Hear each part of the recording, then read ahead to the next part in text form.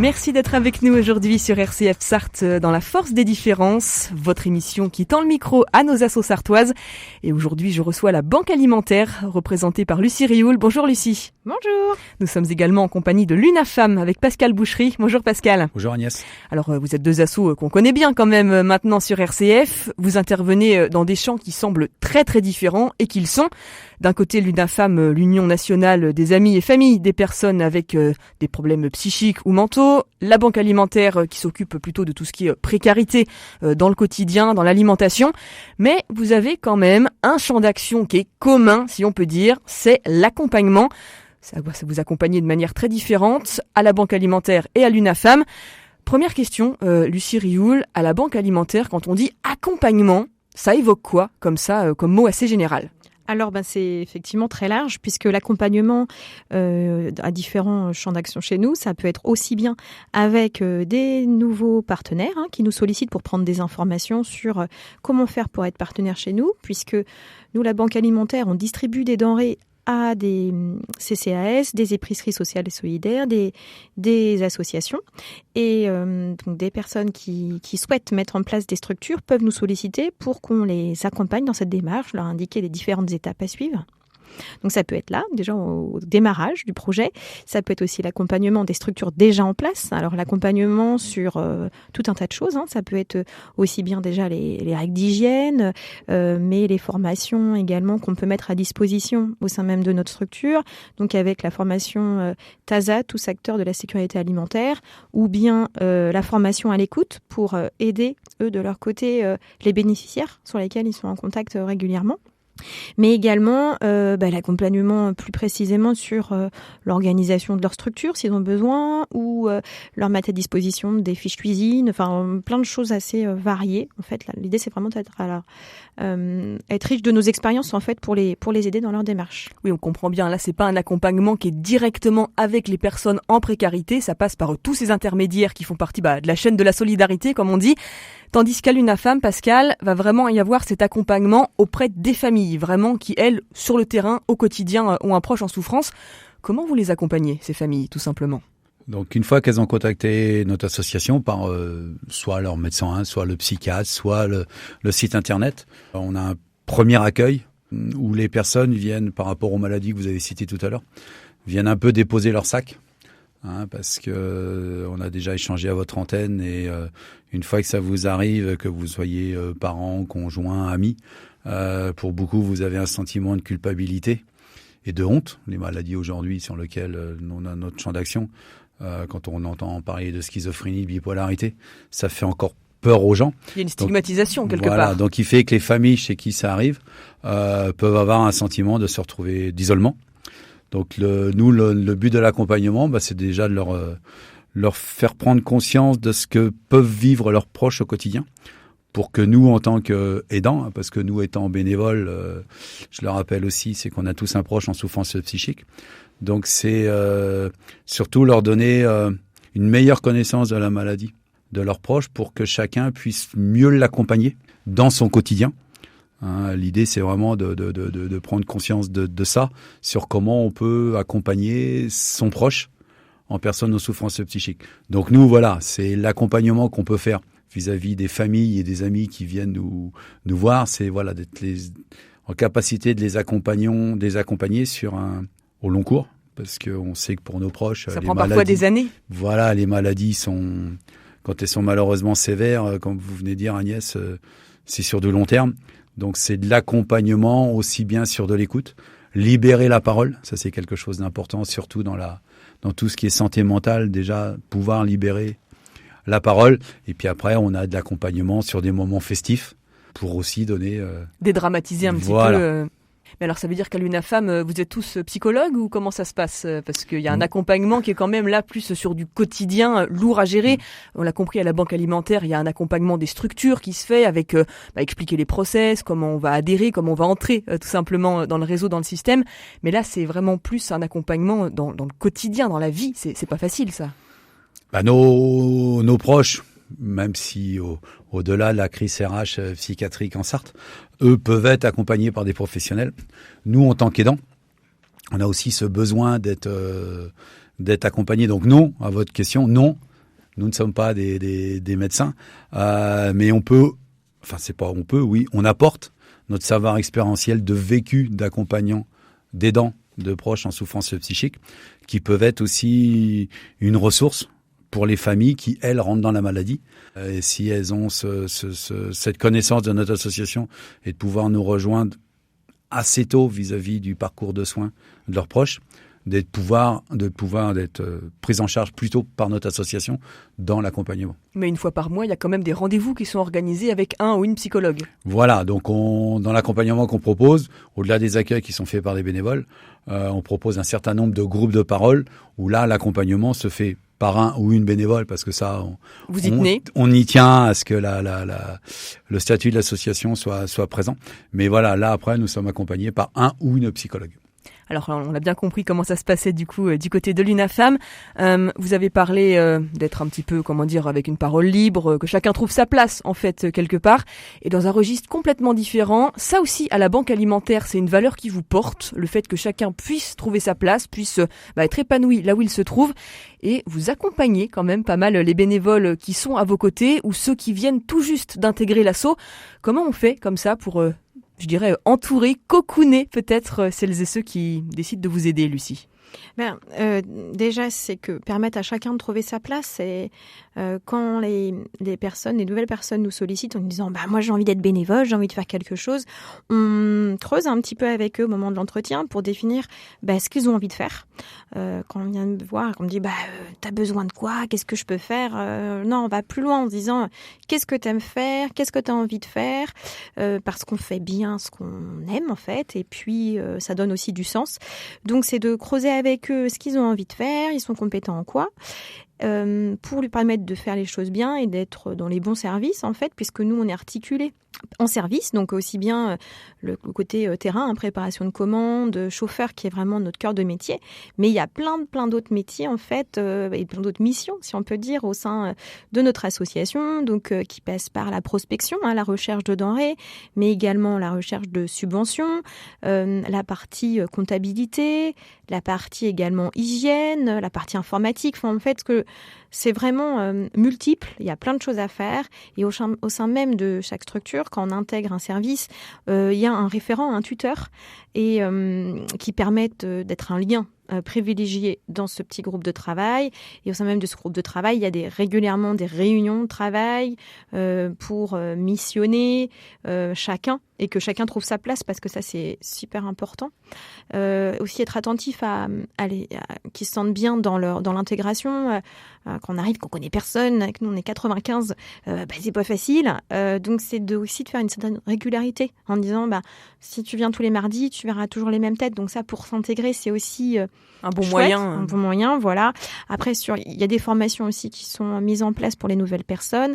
Et nous également, on fait des repas conviviaux tous les trimestres, et des cafés qu'on appelle Café BA tous les mois, qui permettent aussi à chacun de sympathiser, de se rencontrer et d'aller plus loin, quoi. Parce que c'est aussi ça, c'est de rencontrer des liens. Il y a vraiment une dimension conviviale, Pascal le disait tout à l'heure. Là, l'idée à l'UNAFAM, c'est de dédramatiser, mais en même temps de rencontrer des personnes qui vivent un peu la même chose. Là aussi, la banque alimentaire, dans vos deux assos, l'idée c'est la cohésion, quoi. C'est la cohésion, et puis c'est aussi connaître l'ensemble de la structure, parce que quand on intègre un service, je prends un exemple de préparation de commandes, par exemple, on apprend ce métier-là, cette mission-là, mais finalement, on n'a pas forcément conscience de ce que fait le collègue qui est dans un bureau à côté.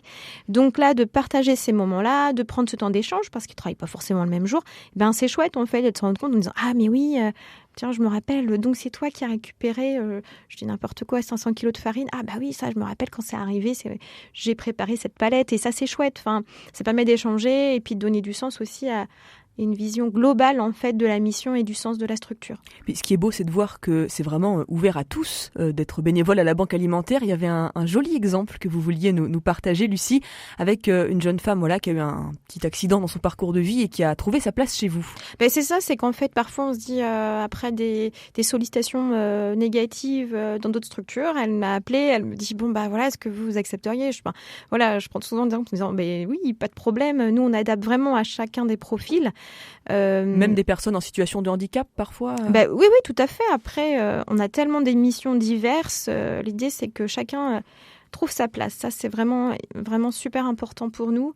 Et ça va dans le même principe que d'intégrer des TIG ou des personnes qui sont en reconversion professionnelle ou qui sont en éloignement de l'emploi, permettent, grâce à ces stages... Une réinsertion, en fait. Une réinsertion. Après, je ne sais pas si cette prétention-là, mais s'il permet, en fait, de redonner un sens, de les aider, puisqu'on est dans une structure quand même très proche du milieu professionnel, mais qui est quand même beaucoup plus, on va dire, chouchouté, quoi. On leur dit, c'est pas normal, normalement, si tu es là à 8h, si tu commences à 8h, il faut que tu sois là à 8h, ou sinon, il faut que tu justifies pourquoi tu es absent.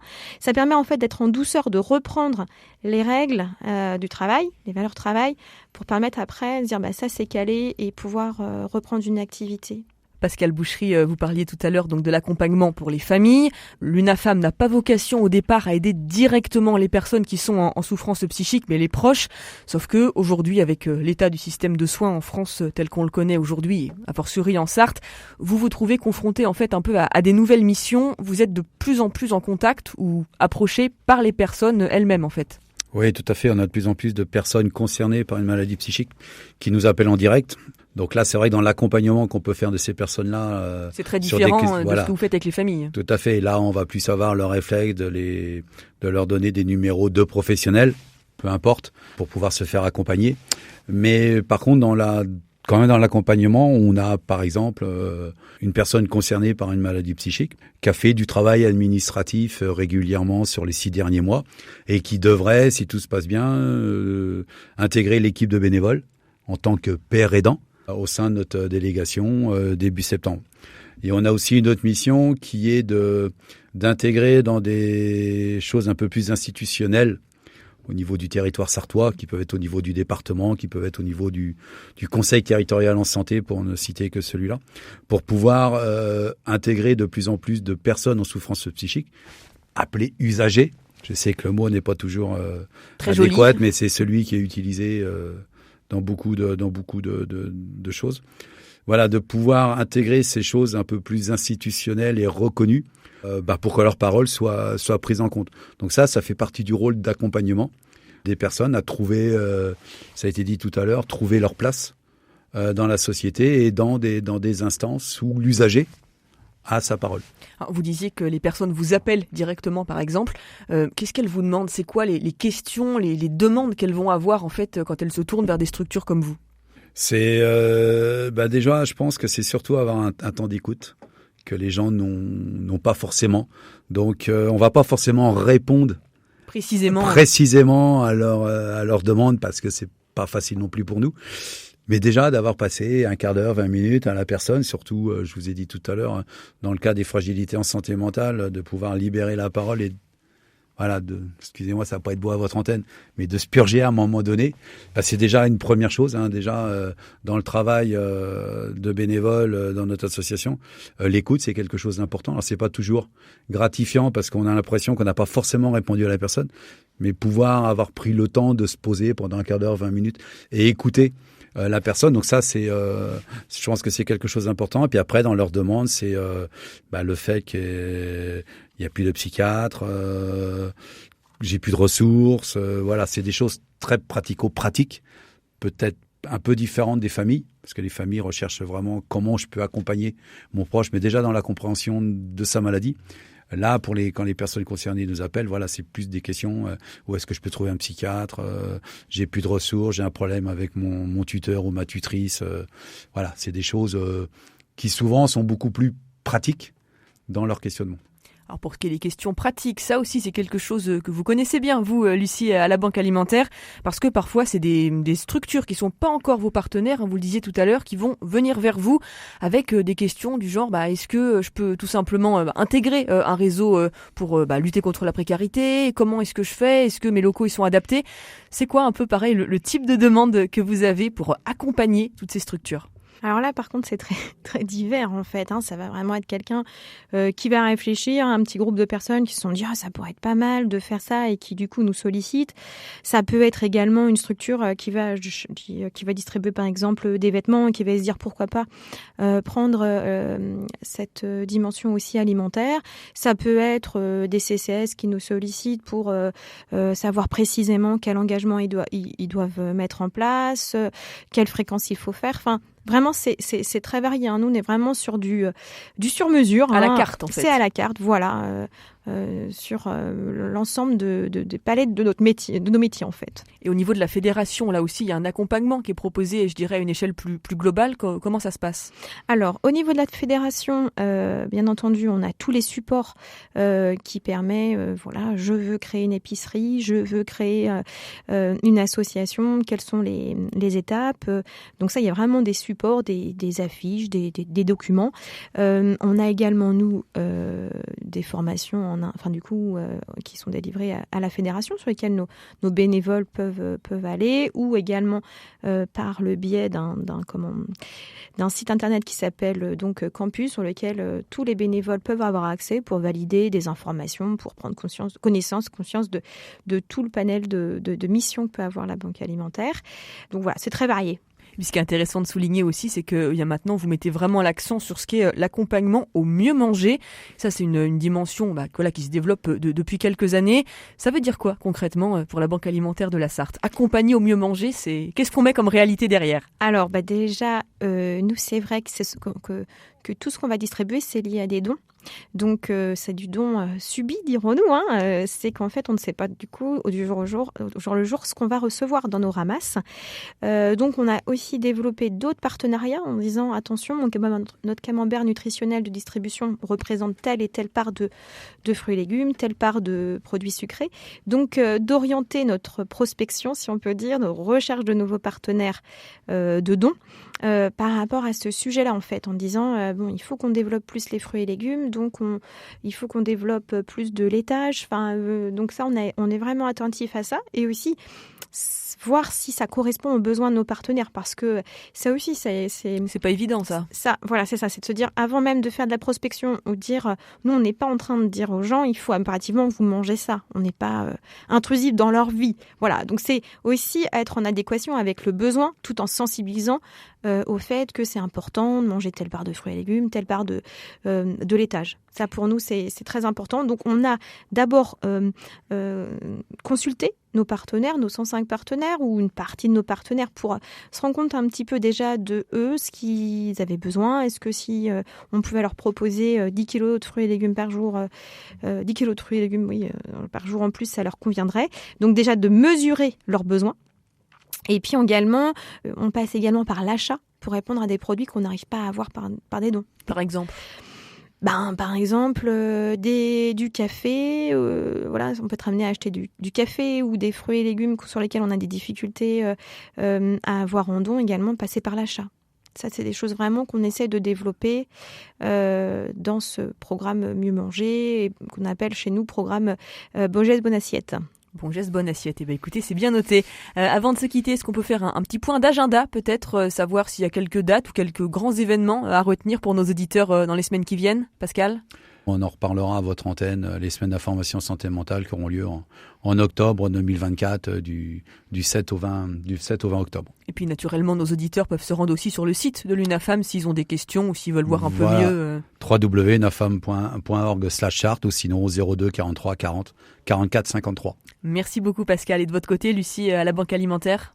Alors nous, on a nos portes ouvertes au mois d'octobre. Pour la première fois, on ouvre nos locaux pour présenter nos locaux, nos missions, notre histoire en fait, parce que là, cette année, en 2024, ce sont les 40 ans de la création de la Banque alimentaire, de la fédération. Donc là, on profite de cette occasion pour se faire connaître d'une manière différente. Donc là, ce sera le 11 et le 12 octobre 2024. Il y a encore le temps, mais j'en profite. Je profite de votre antenne. Et puis sinon, ce sera notre collecte nationale fin novembre. Et après, on est présent sur différents événements.